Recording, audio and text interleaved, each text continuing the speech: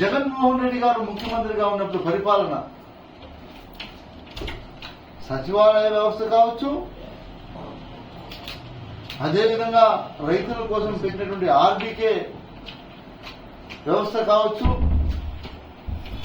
వీళ్ళందరికీ కూడా అనుసంధానం చేసి వాలంటీర్లు పెట్టారు అప్పట్లో వాళ్ళు కావచ్చు, అన్నీ కూడా ప్రతిదీ కూడా ట్రాన్స్పరెంట్ గా ప్రజలకు అందాల్సినటువంటి కూడా కరెక్ట్ టైంకి అందించారా లేదా ప్రజలు గమనించండి. నేను చెప్పేది అన్నీ కూడా నేనేదో ఈరోజు రాజకీయ లబ్ధి కోసం మాట్లాడట్లేదు.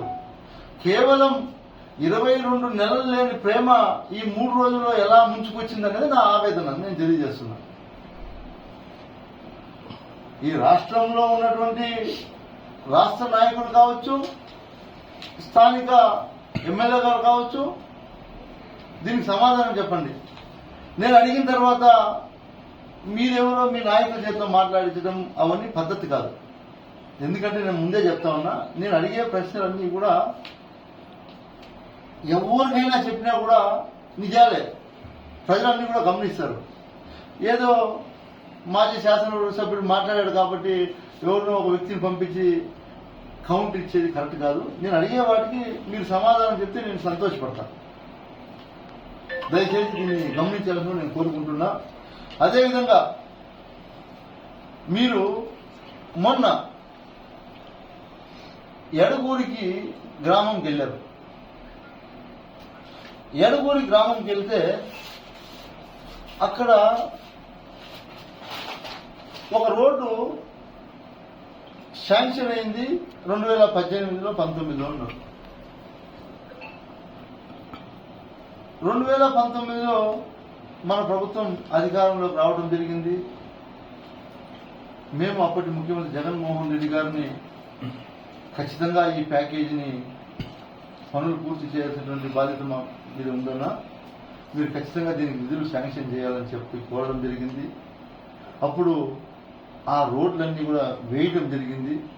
వేసి నేను శాసనసభ్యుడిగా, మీరందరూ గమనించాలి ఈ విషయం, నేను శాసనసభ్యుడిగా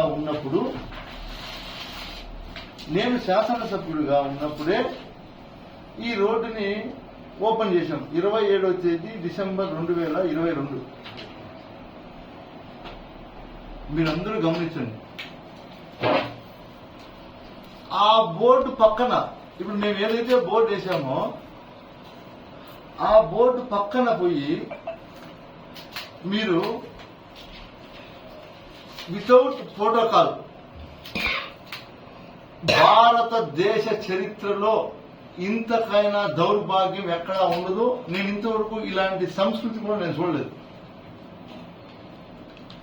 వీళ్ళు వెళ్ళి మా ప్రభుత్వంలో మేము రోడ్లు వేయించి మా ముఖ్యమంత్రి గారి దగ్గర అప్పట్లో నిధులు డ్రా చేసి కాంట్రాక్టర్కి ఇప్పించి నేను పోయి ఎమ్మెల్యే హోదాలో ఓపెన్ చేసిన రోడ్డుకి వాళ్ళు వెళ్ళి శిలాఫలకం వేయడం ఎంతవరకు కరెక్ట్ అని నేను ఆయన అడుగుతున్నా. ఆయన ఎంతో అనుభవజ్ఞుడు, మంత్రిగా పనిచేసినటువంటి వ్యక్తి, నీకు తగునా అని అడుగుతున్నా. ఎక్కడైనా సరే ఇది తగునా? గతంలో మీరు గమనించాలా, ఇదే పెద్ద మనిషి ఒక మాట మాట్లాడేటప్పుడు మీకు అందరికీ కూడా గుర్తుందో లేదో నాకు ఇప్పటికీ ఆయన మాట్లాడినటువంటి మాట కళ్ళకు కట్టినట్టుంది. మీకు అందరికీ కూడా విజువల్స్ చూపిస్తా.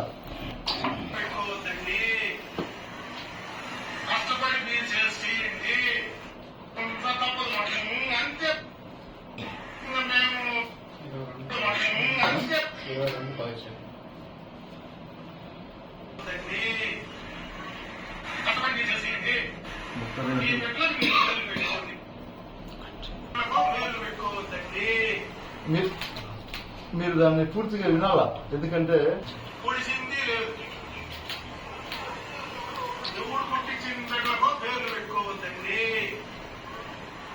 కష్టపడి మీరు చేయండి, మీ బిడ్డలకు మీరు పేర్లు పెట్టుకోండి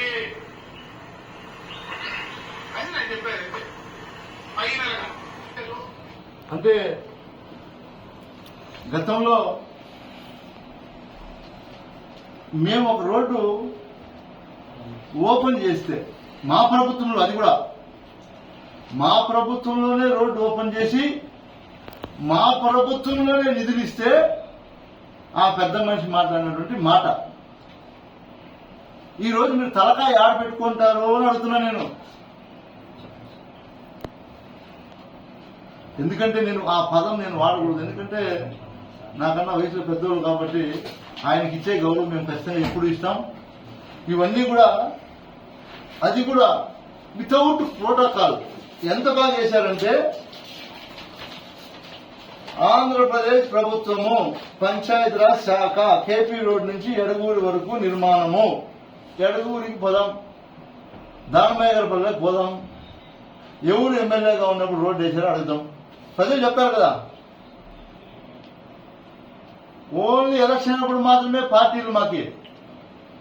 ఈ రోజు రోడ్డు లేకపోతే నాతో తెలుగుదేశం వాళ్ళు మాట్లాడతారు, వైఎస్ఆర్ కాంగ్రెస్ పార్టీ వాళ్ళు మాట్లాడతారు, బీజేపీ వాళ్ళు కూడా మాట్లాడతారు. వాళ్ళు అడుగుతాం అడిగి పోయి ఎవరు వేశారు రోడ్డు అని. వితౌట్ ప్రోటోకాల్ నిధులు ఏపీ ఆర్ఆర్పి ఈఏపీ గ్రాంట్స్ 2018-19 అంచనా 50 లక్ష మంజూరు చేసిన వారు సిఎన్ అమర్నాథ్ రెడ్డి గారు, భారీ పరిశ్రమల శాఖ మంత్రి. ఇట్లైనా బోర్డు వేసుకుంటారా ఎవరైనా? మీరే చెప్పండి. ఎవరైనా ఇలాంటి బోర్డు వేసుకుంటారా? ఎక్కడైనా ఆనవాయితీ ఉందా?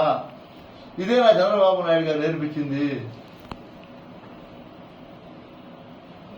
ఇది ఒక పక్కన పెడితే